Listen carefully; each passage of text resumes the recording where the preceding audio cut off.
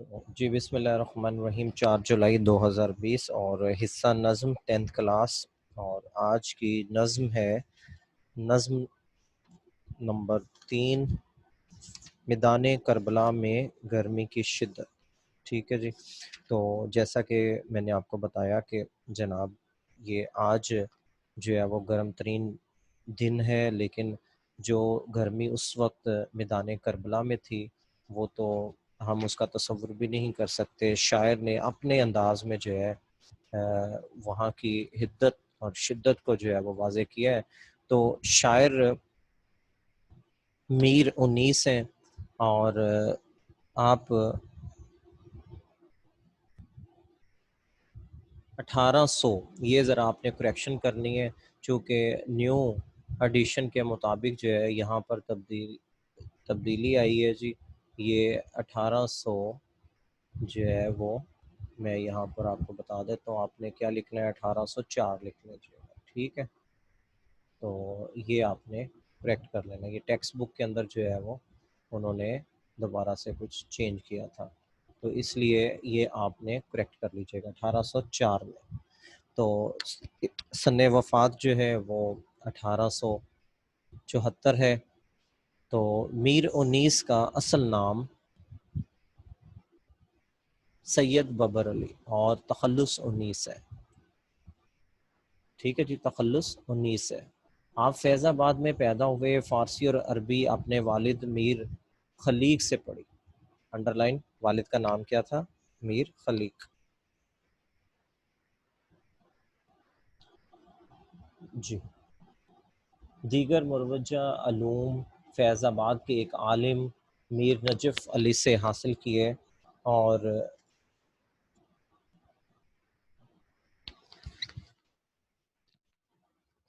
حصول تعلیم کے ساتھ ساتھ شاہ سواری اور سپہ گری کے فن بھی سیکھے۔ میر 19 موضوع طبع تھے، یعنی کہ ان کی جو شاعری تھی وہ پرنٹ ہونے کے قابل تھی، اور ان کے خاندان کے اکثر لوگ شعر کہتے تھے۔ فیض آباد کے جس ماحول میں میر 19 پروان چڑھے، ان میں ہر طرف شاعری کا چرچا تھا۔ اس ادبی فضا نے میر 19 کے طبی رجحان کو جلا بخشی، اور وہ بچپن ہی سے شعر کہنے لگے۔ کبھی کبھی والد کے ساتھ لکھنؤ کے مشاعروں میں شریک ہوتے تھے، اور اس کے بعد لکھنؤ آ گئے۔ Under line, Lucknow. میر 19 ایک بلند پایہ مرثیہ نگار تھے۔ ان کے مراسی، مرثیے کی جمع، انڈر لائن، مراسی میں سوز و گداز، یہ ان کے مرثیوں کی خوبیاں ہیں، شعری خوبیاں، ان کو شعری خوبیاں کہتے ہیں، انڈر لائن کیجیے گا۔ کردار نگاری، جذبات نگاری اور منظر کشی کے بے مثال نمونے ملتے ہیں، جو ان کے قادر الکلامی کی دلیل ہے۔ انہوں نے واقعات اور جذبات کے نہایت خوبصورت مرکب پیش کیے ہیں۔ مرثیہ پڑھنے کا انداز ایسا تھا کہ سما باندھ دیتے تھے۔ اردو کے معروف محقق، یعنی کہ تحقیق کرنے والے، حافظ محمود شیرانی کے بقول اقلیم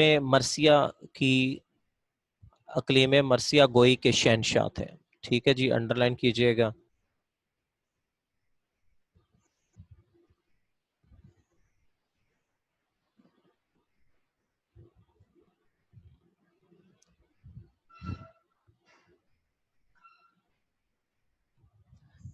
میر صاحب بہت پرگو تھے، یعنی کہ بہت ہی اچھا ان کا انداز تھا پڑھنے کا، اور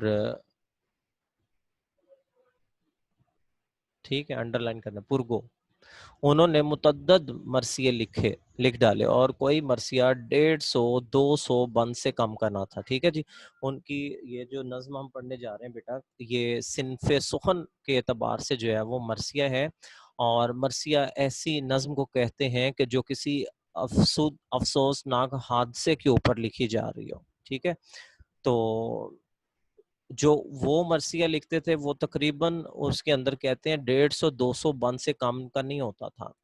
لیکن باوجود پرگوئی کے ان کے کلام میں کہیں ابتذال یا عامیانہ پن نہیں آتا تھا، سوکیانہ پن نہیں آتا تھا، یعنی کہ ایسا نہیں لگتا تھا کہ جیسے جو ہے وہ بناوٹی انداز میں پڑھ رہا ہے، بلکہ وہ ڈوب کر اس چیز کو جو ہے وہ پڑھتے تھے۔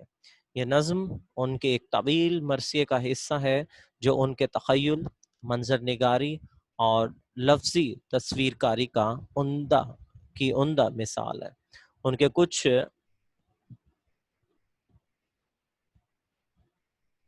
مراثی انتخاب مراثی 19 کے نام سے، مجلس ترقی ادب لاہور سے، اور 19 کے مرثیے جو کہ 2 جلدوں پر مرتب کیے گئے صالح عابد حسین نے، اور رباعیات 19 اور 19 کے سلام نامی کتب جو ہیں وہ ڈیش سے یعنی کہ بھارت سے شائع ہو چکی ہیں۔ یہ ایم سی کیو ٹھیک ہے۔ تو یہ ان کے ابتدائی دور کی بھی بات ہوگی، اور ساتھ میں جو ہے وہ جناب ان کی تصانیف کا بھی ذکر کر دیا گیا۔ جی، تو اب ہم نظم کی طرف بڑھتے ہیں۔ تو جناب ایک تو میں نے آپ لوگوں کو بتا دیا کہ یہ نظم جو ہے یہ صنف سخن میں اگر ہم کہیں تو یہ مرثیہ نگاری ہے، اور مرثیہ نگاری ایسی نظم ہوتی ہے جس کے اندر جو ہے وہ کسی افسوسناک حادثے کے اوپر وہ کہی جاتی ہے۔ اس کے اندر جو ہے واقع کربلا جو کہ اسلامی تاریخ کا ایک دردناک اور اہم ترین واقعہ ہے، اس کی طرف اشارہ کیا جا رہا ہے، جس میں آپ نبی کریم صلی اللہ علیہ وسلم کے نواسے حضرت امام حسین رضی اللہ تعالیٰ عنہ اور ان کے اہل خانہ کو شہید کر دیا گیا۔ شاعر نے ایک اپنے انداز کے اندر جو ہے اس نظم میں وہاں کی گرمی کی شدت کو بیان کیا ہے شاعرانہ انداز میں۔ تو آپ کو یہ بتاتے چلیں کہ جب اس میں سے کوئی شعر آپ کو تشریح کے لیے آئے، اب یہ مکمل بند نہیں آئے گا آپ کو تشریح میں، میٹرک میں صرف 2 مصروں پر مشتمل شعر ہی آئے گا۔ تو اگر فرض کیا کہ پہلے بند کے یہ 2 مصرے جو ہے وہ تشریح کے لیے آ جاتے ہیں، تو جس طرح سے میں آپ کو تشریح جو ہے سمجھاؤں گا، تو آپ نے کوشش کرنی ہے کہ چاہے یہ والا شعر آئے یا یہ آئے یا یہ والا شعر آ جائے، تو آپ نے کیا کرنا ہے کہ تشریح مکمل ہی لکھنی ہے۔ 2 نمبر کے لیے ہم نے ایسا کام کرنا ہے کہ چیک کرنے والا سوچ میں پڑ جائے کہ واقعی میں اس میں سے نمبر کاٹوں یا دوں۔ ٹھیک ہے جی۔ تو دوسری بات یہ کہ اب اگر آپ غور کریں تو جناب یہ کل ایک بند جو ہے وہ 6 مصروں پر مشتمل ہے۔ تو ایسی نظم جس کے جو ہے وہ ایک بند کے اندر 6 مصرے ہوں، اس سے کہتے ہیں مسدس۔ ٹھیک ہے جی، یہ اوپر ہیت کے اعتبار سے بھی آپ کو معلوم ہو گیا ہوگا کہ مسدس کسے کہتے ہیں۔ ٹھیک ہے، اب ہم باقاعدہ جو ہے وہ پہلا بند جو ہے وہ پڑھنے لگے ہیں، اور اس کے بعد جو ہے مختصراً اس کا مفہوم، اور پھر میں آپ کے سامنے جو ہے وہ تشریح کروں گا۔ آپ اہم چیزیں جو ہے وہ ساتھ ساتھ جو ہے وہ نوٹ کر سکتے ہیں۔ کہتے ہیں کہ گرمی کا روز جنگ کی کیوں کر کروں بیاں، گرمی کا روز جنگ کی، کہ وہ جو کربلا کا دن تھا، اس دن کتنی گرمی تھی، شاعر کہتا ہے کہ میں کیسے بیان کر دوں۔ کہتے ہیں کہ ڈر ہے کہ مثل شمع نہ جلنے لگے زباں، کہ کہتے ہیں کہ مجھے ڈر ہے، مجھے خوف ہے کہ کہیں میری زبان جو ہے اس گرمی کی شدت حدت کو بیان کرتے ہوئے اس شمع کی مانند جلنا نہ شروع ہو جائے، کہ وہ لو، لام کے اوپر پیش پڑیں گے، وہ لو کہ الحذر، کہ اللہ کی پناہ، اللہ بچائے، الحذر اللہ بچائے، کہ وہ حرارت کے الامان، کہ اللہ امان میں رکھے۔ تو رن کی زمین تو سرخ تھی اور زرد آسماں، رن کہتے ہیں میدان جنگ کو، ٹھیک ہے، رے کے اوپر زبر پڑے۔ تو یہ جو لفظ آپ کو یہاں پر بتایا گیا، ٹھیک ہے، اب میں اس کو تھوڑا سا کلیئر کرتا ہوں کہ یہ لو اگر اس کو زبر پڑھا جائے تو لو پڑھا جائے گا، وہ روشنی کو کہتے ہیں. یہاں پہ لو ہے تو لو وہ ہے جو آج لاہور کے اندر جو ہے وہ چل رہی ہے، مطلب گرم ہوا، ہوا کے اندر جو ہے تپش آ جاتی ہے تو وہ گرم ہوا کو لو کہتے ہیں. تو اسی طرح باد صبا، پھر باد نسیم، اور اس کے اندر اور حدت گرمی کی تپش پیدا ہو جائے تو ہم اس کو لو کہتے ہیں. تو رن کہتے ہیں میدان جنگ کو. جی جناب اگلا جو ہے وہ شعر. آب خون کو خلق ترستی تھی خاک پر، گویا ہوا سے آگ برستی تھی خاک پر. کہ عوام، قوم، افراد جو ہیں، مخلوق جو ہے وہ ترس رہی تھی پانی کو، ٹھنڈے پانی کی ایک بوند کو. گویا کیسے، لیکن ایسا تھا کہ آگ برس رہی تھی خاک پر. تو نظم کا عنوان میدان کربلا میں گرمی کی شدت، اور شاعر میر انیس. مفہوم میں نے ساتھی آپ کو واضح کرتا گیا. تو تشریح طلب اس بند میں، لیکن یہ یاد رکھنا ہے جب آپ نے لکھنا ہے آپ کو شعر آئے گا، بند نہیں آئے گا، ٹھیک ہے. تو آپ لفظ شعر کا ایڈ کر سکتے ہیں کہ تشریح طلب اس شعر میں، ٹھیک ہے، اس طرح سے لکھیں گے. شاعر میدان کربلا کی گرمی کی شدت کو بیان کرتا ہے، اور کہ ایک تو یہ ملک عرب کا ریگستان تھا جس کی گرمی کی شدت بیان کرنے کے قابل کی ضرورت ہی نہیں ہے. یعنی کہ آپ کو خود ہی ریگستان کے اندر کتنی گرمی ہوتی ہے آپ کو اندازہ ہو جاتا ہے. اور سب اس سے جو ہے وہ واقف ہیں. اور اوپر سے یہ وہ دن تھا جب جنگ کا آغاز ہوا. جو جنگ کے دن اس قدر گرمی تھی کہ شاعر اس کی کیفیت کو بیان نہیں کر سکتا.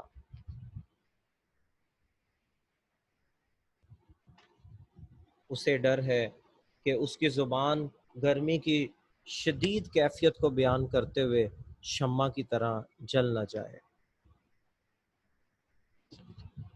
شاعر کہتا ہے کہ میرے پاس الفاظ نہیں ہیں کہ میں گرمی کی شدت کو جو ہے وہ بیان کر سکوں. میدان جنگ میں، یعنی کہ میدان کربلا میں اس قدر لو چل رہی تھی کہ انسان بے اختیار اللہ کی پناہ طلب کر رہا تھا.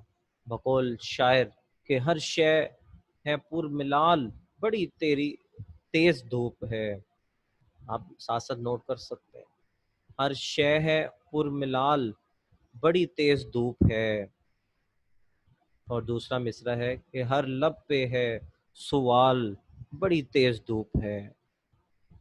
تو میدان کربلا کی زمین سے تپ کر سرخ ہو چکی تھی، اور آسمان بھی اس کی شدت سے محفوظ نہیں تھا، بلکہ وہ بھی زرد پیلا دکھائی دے رہا تھا. زمین پر اللہ تعالیٰ کی مخلوق اور ٹھنڈے پانی کو ترس رہے تھے. ایسی حالت میں انہیں گرمی کی شدت کو کم کرنے اور اپنی پیاس کو بجھانے کے لیے ٹھنڈا پانی بھی میسر نہ تھا. لوگ بے تاب تھے اور بدحال ہوتے جا رہے تھے، نڈھال ہو رہے تھے. اور گرمی کی شدت کی یہ کیفیت تھی کہ ایسا محسوس ہوتا تھا جیسے ہوا سے زمین پر آگ برس رہی ہو. گرمی کی ایسی حالت میں بھی اسلام کی سربلندی کے لیے حضرت امام حسین رضی اللہ تعالیٰ عنہ اپنے موقف پر ڈٹے رہے، اور ان کے پائے استقلال میں لغزش نہ آئی. کبھی بھی کسی بھی قسم کے حالات انہیں حق کی راہ سے ہٹا نہ سکے. انہوں نے جان دے دی لیکن باطل کو حق کہنے پر رضامند نہ ہوئے. تو شاعر نے اپنے انداز میں اس دن گرمی کی شدت کیسی تھی میدان کربلا کے اندر اس چیز کو واضح کیا. تو آج کا ہمارا دوسرا بند، اور ہم دو بند جو ہے وہ آج پڑھیں گے. تو آپ نے کیا کرنا ہے کہ پہلے بند میں سے کوئی ایک شعر تشریح جو ہے وہ آپ نے کرنی ہے، یا کہتے ہیں تو میں بتا دیتا ہوں جناب. آپ ایسا کیجئے گا کہ یہ جو پہلا شعر ہے اسی کی آپ نے تشریح خوش خط جو ہے وہ لکھنی ہے. ٹھیک ہے جی. لیں جی جناب آگے چلتے ہیں. دوسرا بند اور وہ لو وہ آفتاب کی حدت وہ تاب و تب کالا تھا رنگ دھوپ سے دن کا مثال شب خود نہر الکما کے بھی سوکھے ہوئے تھے لب خیمے جو تھے احبابوں کے تپتے تھے سب کے سب اڑتی تھی خاک خشک تھا چشمہ حیات کا کھولا ہوا تھا دھوپ سے پانی فرات کا. تو اس بند کے اندر شاعر جو ہے وہ اشارہ کر رہے ہیں اس دن گرم ہوا اور سورج کی تپش کا اور نہر الکما اور دریائے فرات کے پانی کا. تو کہتے ہیں مفہوم کہ اس قدر گرم ہوا اور سورج کی حرارت تھی کہ دن میں شام دکھائی دیتی تھی اور نہر الکما کے کنارے خشک ہو گئے تھے. تمام خیمے تپ رہے تھے. ہر طرف مٹی اڑتی ہوئی دکھائی دے رہی تھی اور دریائے فرات کا پانی ابلتا ہوا. تشریح طلب اس بند میں شاعر میدان کربلا کی گرمی کی شدت کو بیان کرتے ہوئے کہتے ہیں کہ میدان کربلا میں تیز لو چل رہی تھی. سورج تپا ہوا تھا اور اس تپش کی وجہ سے دھوپ کا رنگ رات کی طرح سیاہ ہو چکا تھا. نہر الکما کے ہونٹ بھی خشک تھے. جنگ کے دن کربلا کے میدان میں بہت تیز گرم ہوا چل رہی تھی. سورج اپنی پوری آب و تاب کے ساتھ چمک رہا تھا. سورج کی دھوپ میں بہت زیادہ تپش تھی. جس طرح دیر تک آگ پر رکھی ہوئی چیز جل کر سیاہ ہو جاتی ہے اسی طرح تیز دھوپ کی وجہ سے دن پر بھی رات کا گماں ہوتا تھا. دھوپ کا رنگ شدت تپش سے کالا پڑ گیا تھا. اس طرح اس وقت ایسا محسوس ہوتا تھا جیسے خود نہر الکما کو بھی پیاس لگی ہوئی ہو. اس کے پانی میں بننے والے بلبلے سب کے سب تپے ہوئے تھے. ہر طرف خاک اڑ رہی تھی. ایسے میں زندگی بے جان سی ہو کر رہ گئی تھی. گرمی کی شدت نے زندگی سے مایوس کر دیا تھا اور بقول شاعر کہ پیاسی جو تھی سپاہ خدا 3 رات کی پیاسی جو تھی سپاہ خدا 3 رات کی ساحل سے سر ٹپکتی تھی موجیں فرات کی. کہ وہ دریائے فرات کا پانی جو ہے وہ خود چاہتا تھا کہ وہ حضرت امام حسین اور ان کے خاندان کے لب کو چھو لے لیکن جو ہے یہ اللہ کی آزمائش تھی. تو اس گرمی کی شدت سے دریائے فرات کا پانی بھی ابلا ہوا سا لگ رہا تھا. گرمی کی ایسی حالت میں بھی اسلام کی سربلندی کے لیے حضرت امام حسین رضی اللہ تعالیٰ عنہ اپنے موقف پر قائم رہے اور ڈٹے رہے اور ان کے پائے استقلال میں لغزش نہ آئی. کسی بھی قسم کے حالات انہیں حق کی راہ سے ہٹا نہ سکے. انہوں نے جان دے دی لیکن باطل کو حق کہنے پر رضامند نہ ہوئے. تو بچوں ان تینوں اشعار میں سے کوئی بھی شعر اگر آتا ہے تو جو تشریح میں نے آپ کو سمجھائی وہ ویسے ہر شعر کی تھی لیکن آپ کوشش کر کے آپ اس کو بہت ہی اچھے انداز میں جو ہے وہ بیان کر سکتے ہیں. تو یہ آج کا ہمارا لیکچر تھا جس کے اندر ہم نے جو چیزیں بیٹا سیکھی ہیں میں اس کو سمرائز کر دیتا ہوں کہ ہم نے مصنف شاعر کا جو ہے وہ تعارف اور حیت کے اعتبار سے مسدس کسے کہتے ہیں, نمبر 2 مرثیہ نگاری کسے کہتے ہیں اور آج کا مرثیہ جو ہے وہ کس واقعے کی طرف اشارہ کرتا ہے اور شاعر نے اس کے اندر کتنی خوبصورت اپنے الفاظ کے اندر جو ہے وہ منظر نگاری بیان کی ہے. تو جناب یہ تھا ہمارا لیکچر اور اب ہم سوال و جواب کی طرف جو ہے وہ بڑھتے ہیں.